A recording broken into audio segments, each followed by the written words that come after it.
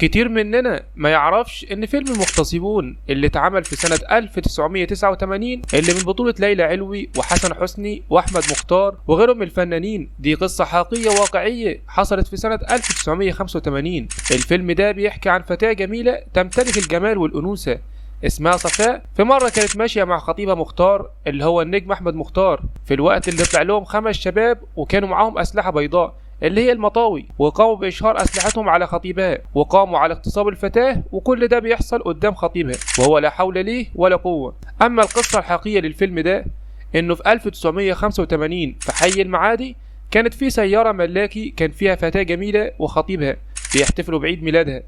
في الوقت اللي هم فيه بتظهر سيارة أجرة تقطع الطريق عليهم، وبينزل من العربية 4 شباب، واحد منهم بيروح لخطيبها وبيقول له هات 50 جنيه علشان اسيبك تمشي. عايزين 50 جنيه عشان خطيب الفتاة يقرر يديه الفلوس اللي معاه، لانه كان ظاهر على الشباب دي انهم تحت تأثير مخدرات ويقدر يمشي هو وخطيبته، لكن الفلوس اللي كانت معاه ساعتها هي 25 جنيه.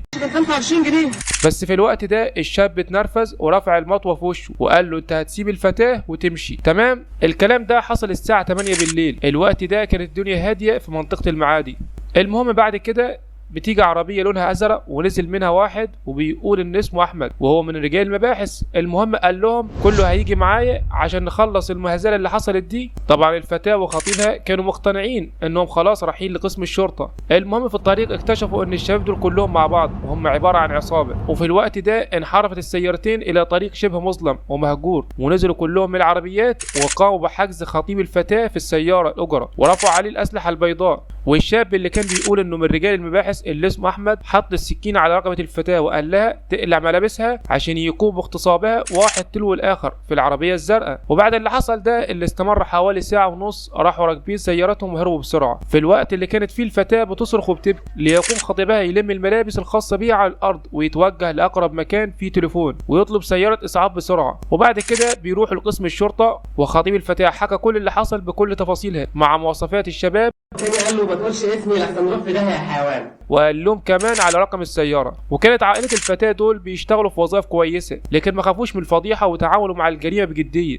الحاجات بتاخد سنين. المهم بعد التحقيق انتشر رجال المباحث في كل مكان داخل وخارج المعادي ووضعوا أكمنة في كل الطرق. في الوقت ده حصل للناس رعب لأن القضية بقت رأي عام والكل كان خايف على أزواجه وبناته، لأن الجريمة اللي حصلت دي كانت غريبة وما كانتش بتحصل في الوقت ده. قامت الشرطة ببحث مكثف ليتم من خلاله القبض على أحد المجرمين عشان يعترف على باقي زمايله ويتم القبض عليهم. هقول لكم على كل حاجه بيعرف ابو حلاوه بيعرف، ويتم عمل تحليل ليهم عشان يتبين انهم بيتعاطوا مخدر الهيروين. اما الشاب احمد اللي قال ان هو من رجال المباحث وده كان اكتر واحد ندمان على فعله، وقال انه بعد ما اتخرج من الجامعه امه باعت الذهب بتاعها عشان تسدد اقساط العربيه الاجره، وبعد كده احواله الماديه اتحسنت واتزوج وانجب طفله. وقال انه في يوم الجريمه حظه السيء ده وداه لصاحبه اللي بيشتغل ميكانيك، وصاحبه الميكانيكي ده اعطاه قطعه هيروين لكنه رفض في البدايه، فاصحابه اللي كانوا معاه ألحوا عليه عشان ياخدها. وبعد كده قرروا ان يخرجوا ويسهروا في حي المعادي، وبيقول ان المخدرات لعبت بعقولنا وحصل لنا تهيج جنسي. وفي الوقت ده شفنا عربيه ملاكي موجوده فيها فتاه وخطيبها، وواحد فينا اقترح نغتصب الفتاه والتاني الف سيناريو عشان يقدروا يوقعوهم، عشان في الاخر تحكم محكمه الجنايات بالاعدام شنقا على الشباب ال5. وعند شنق احمد استأذن من رئيس النيابه انه يكتب رساله،